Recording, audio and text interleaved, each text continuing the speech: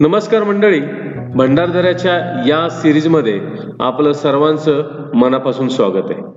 तर मंडळी, आज आपण भंडारदराचा परिसर बघणार आहोत. भंडारदरा महाराष्ट्रातील एक निसर्गरम्य ठिकाण. या ठिकाणाचे सौंदर्य, शांतता आणि निसर्गाच्या सानिध्यात घालवलेला वेळ मनाला अपूर्व आनंद देतो. तर चला तर मग आपण आपल्या प्रवासाला सुरुवात करूया.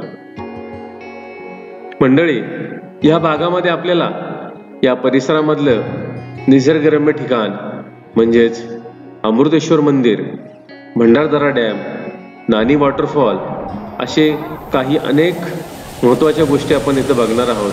त्याचप्रमाणे पद्मश्री राईबाई पोपरे यांना पण आपण भेटणार आहोत. असं बरंच काही तुम्हाला या व्लॉग्समध्ये बघायला मिळणार आहे.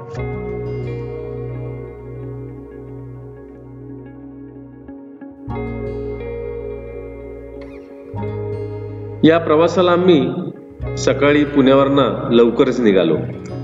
रस्त्याने जाताना हिरवीगार शेते, डोंगर रांगा आणि निसर्गाचे विविध रंग पाहून मन प्रसन्न झाले.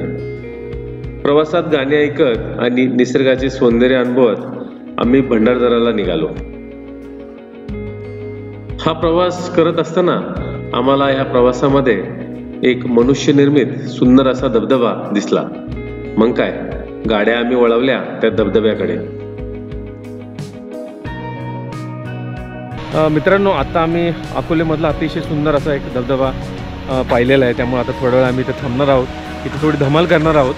त्यानंतर मग रिसॉर्टला जाणार आहोत. आता इथं जरा मजा करून घेऊया आपण.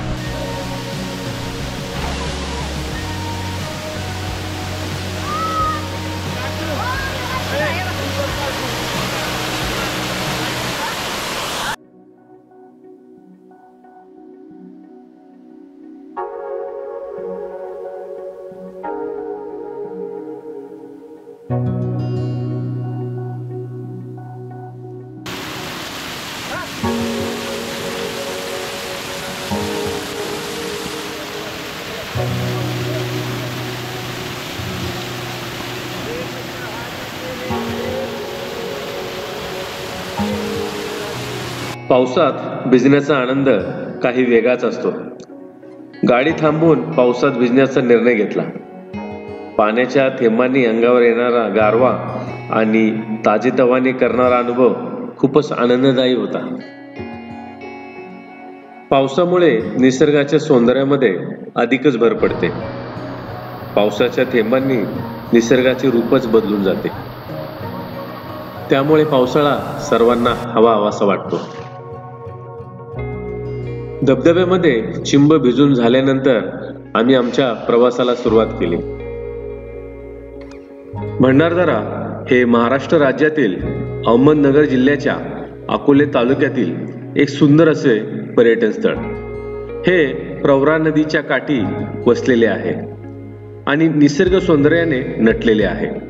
इथे अनेक धबधबे, डोंगरकडे, जलाशय, हिरवी झाडे, शुद्ध आणि थंड हवा येथील मुख्य आकर्षण आहे. याच भंडारदरा परिसरामध्ये कळसुबाई हे महाराष्ट्रातील सर्वाधिक उंच शिखर पण आहे. भंडारदरा हे एक अतिशय वेगाने लोकप्रिय होत चाललेले पर्यटन स्थळ आहे. दरवर्षी इथे विविध ठिकाणाहून भेट देणाऱ्यांची संख्या वाढत आहे. इथे भेट देण्यासाठी सर्वोत्तम काळ हा पावसाळा आणि हिवाळा असतो. या परिसरामध्ये तुम्हाला महाराष्ट्राच्या पारंपरिक खाद्यपदार्थाचा आस्वाद घेता येऊ शकतो. आता आम्ही भंडारदराच्या बॅकवॉटरला आलेलो आहे. तो दिसतोय तो आलंग मलंग खुलंग, आणि हा आहे कळसुबाई, आणि ह्या बाजूला आहे रतनगड, आणि हा पूर्ण भंडारदरा बॅकवॉटर. भंडारदराच्या या परिसरामध्ये अनेक ठिकाणी कॅम्पिंगची सोय आहे. रात्रीच्या वेळी तुम्ही इथे कॅम्पिंगचा अनुभव घेऊ शकता. तसेच इथे बोटिंगची सुविधा सुद्धा उपलब्ध आहे.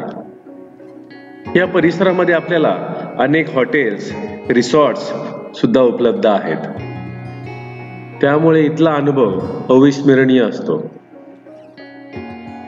भंडारदरा परिसराला रतनगड, हरिश्चंद्रगड यांची साथ लाभलेली आहे. हिवाळ्यामध्ये येथील हवामान थंड आणि आल्हाददायी असते, त्यामुळे ट्रेकिंग आणि कॅम्पिंगसाठी हा सर्वोत्तम काळ असतो.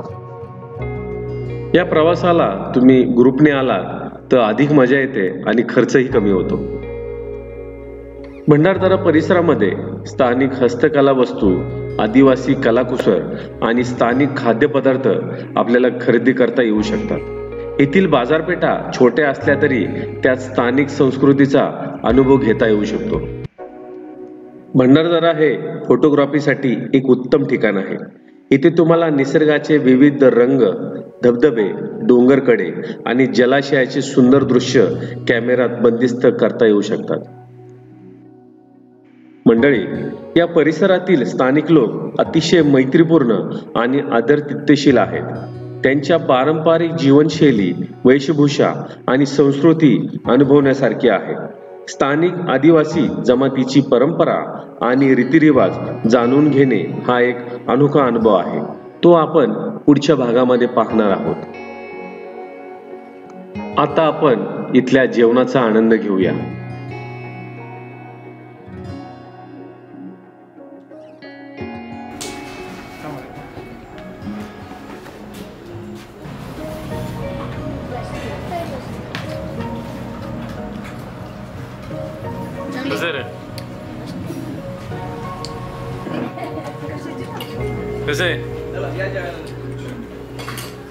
तर मंडळी, भंडारदऱ्याचा काही भाग बघितल्यानंतर आता आपण निघालेलो आहोत रतनवाडीमधील अतिशय सुंदर असं अमृतेश्वर मंदिर बघण्यासाठी. अमृतेश्वर मंदिर हे रतनवाडी या छोट्या आणि शांत गावात स्थित आहे. हे गाव प्रवरा नदीच्या काठावर वसलेले आहे आणि रतनगड किल्ल्याच्या पायथ्याशी आहे. रतनवाडी गावातील लोक अतिशय मैत्रीपूर्ण आणि आदरातिथ्यशील आहेत. त्यांच्या पारंपरिक जीवनशैली, वेशभूषा आणि संस्कृती अनुभवण्यासारखी आहे. रतनवाडीपासून काही अंतरावर भंडारदरा धरण आहे. रतनवाडी आणि भंडारदरा परिसर निसर्ग सौंदर्याने नटलेला आहे. इथे विविध प्रकारची वनस्पती, फुले आणि पक्षी पाहायला मिळतात. पावसाळ्यात इथे धबधबा आणि नद्या भरभरून वाहतात, त्यामुळे पावसाळ्यामध्ये हा परिसर अधिक आकर्षक होतो. तर फायनली मित्रांनो, आता आपण आलेलो आहोत रतनवाडी गावातील ऐतिहासिक अमृतेश्वर मंदिर पाहायला. हे मंदिर हेमाडपंथी स्थापत्यशैलीचे एक उत्कृष्ट उदाहरण आहे. मंदिराची रचना आणि शिल्पकला पाहून तुम्ही नक्कीच मंत्रमुग्ध झाल्याशिवाय राहणार नाही. मंदिराची रचना ही गर्भगृह, अंतराळ, मंडप आणि शिखर असे 4 भाग आहेत.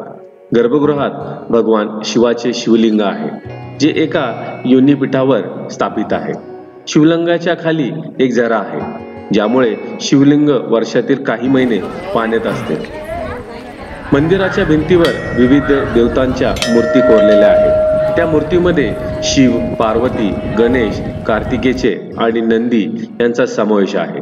मंदिराच्या मंडपातील खांब अत्यंत नक्षीकामाने सजवलेले आहे. या खांबावर विविध पौराणिक कथांचे दृश्य कोरलेले आहेत, जसे की समुद्र मंथनाचा देखावा, रामायणातील दृश्य आणि महाभारतातील योद्ध्याचे दृश्य. मंदिराच्या बाह्य भिंतीवर यश, अप्सरा, गंधर्व, देव, दानव आणि मैथुन शिल्प कोरलेले आहेत. विशेषतः समुद्र मंथनाचा देखावा अत्यंत सुंदर आहे. ज्या शिल्पामध्ये विष्णू, लक्ष्मी, शिव, पार्वती, ब्रह्मा आणि इतर देवतांच्या मूर्त्या आहेत. मंदिराच्या पूर्व आणि पश्चिम अशा 2 प्रवेशद्वार आहेत. या प्रवेशद्वारावर कोरीव नक्षीकाम कोरलेले आहे. प्रवेशद्वाराच्या वरती कीर्तिमुख, शंख आणि कमळवेल कोरलेले आहेत. प्रवेशद्वाराच्या दोन्ही बाजूंना द्वारपालाच्या मूर्त्या आहेत, ज्यांनी हातात शस्त्र धरलेले आहेत. मित्रांनो, मंदिराचे शिखर भूमीज प्रकारचे असून शिखरावर 4ही बाजूंनी एक एक अशा 4 वेली आहेत. शिखरावरही कोरीव जाळीदार नक्षीचे उभे थर आहेत. त्यावर पुन्हा शिखरांच्या छोट्या प्रतिकृतीची रचना आहे. शिखरांच्या वरच्या भागात एक मोठा कलश आहे, ज्यावर विविध देवी देवतांच्या मूर्त्या आहेत. मंदिराच्या पश्चिम प्रवेशद्वाराजवळ नंदीची सुंदर मूर्ती आहे. नंदीची ही मूर्ती अत्यंत विलक्षण आणि नक्षीकामाने सजवलेली आहे. नंदी भगवान शिवाचे वाहन मानले जाते आणि त्यांचे मुख गर्भगृहाच्या दिशेने आहे. रतनवाडी हे एक ऐतिहासिक धार्मिक स्थळ आहे आणि येथे प्रवेशासाठी कुठलेही शुल्क आकारले जात नाही. अमृतेश्वर मंदिरातील शिल्पकला अत्यंत नक्षीकामाने सजवलेली आहे आणि प्रत्येक शिल्पात एक अनोखी कथा आहे. हे मंदिर पाहताना तुम्हाला स्थापत्य कलेचा एक अद्वितीय अनुभव मिळेल. या मंदिराला दगडाच्या सुंदर अशा जाळीदार नक्षीकाम केलेल्या खिडक्या आहेत. त्याच्यावरील नक्षीकाम बघण्यासारखे आहे. तर मित्रांनो, आता आपण अमृतेश्वर मंदिराचा इतिहास जाणून घेऊ. अमृतेश्वर मंदिर हे इसवी सन 12व्या-13व्या शतकात बांधलेले मंदिर असून त्याचा परिमाण 61 मीटर बाय 36 मीटर इतका आहे. पश्चिममुखी असलेले हे मंदिर शिवाला समर्पित आहे. मंदिरात स्थापित केलेले शिवलिंग हे विलक्षण असून त्या खडकांच्या पोकळीमध्ये योनी स्थापित केलेले आहे, ज्यावर कलशाच्या आकाराचे 3 दगड एकमेकावर ठेवलेले आहेत. मंदिराच्या मंडपातील खांब अत्यंत नक्षीकामाने सजवलेले आहे. या खांबावर विविध पौराणिक कथेचे दृश्य कोरलेले आहेत. उदाहरणार्थ समुद्र मंथनाचा देखावा, रामायणातील दृश्य, महाभारतातील दृश्य आणि शिवपार्वतीचा विवाह. खांबाच्या वरचा भाग अष्टकोनी असून त्यावर वर्तुळाकृती आहे. प्रत्येक खांबावर नर्तक, वादक आणि देवतांच्या मूर्त्या कोरलेल्या आहेत. मंदिराच्या मंडपाचे छत घुमटाकार असून त्यावर ठराविक अंतर सोडून नर्तक आणि वादकांच्या तिरप्या प्रतिमा आहेत. या प्रतिमा अत्यंत नक्षीकामाने सजवलेल्या आहेत. छताच्या मध्यभागी एक मोठा कमळ कोरलेला आहे. त्याच्या भोवती विविध देवतांच्या मूर्त्या आहेत. छताच्या कडावर विविध पौराणिक कथेचे दृश्य कोरलेले आहेत. मंदिराच्या मागील दरवाजाकडे म्हणजेच पूर्वेकडे तोंड करून पश्चिमेकडील दरवाजावर नंदी स्थापित केलेला आहे.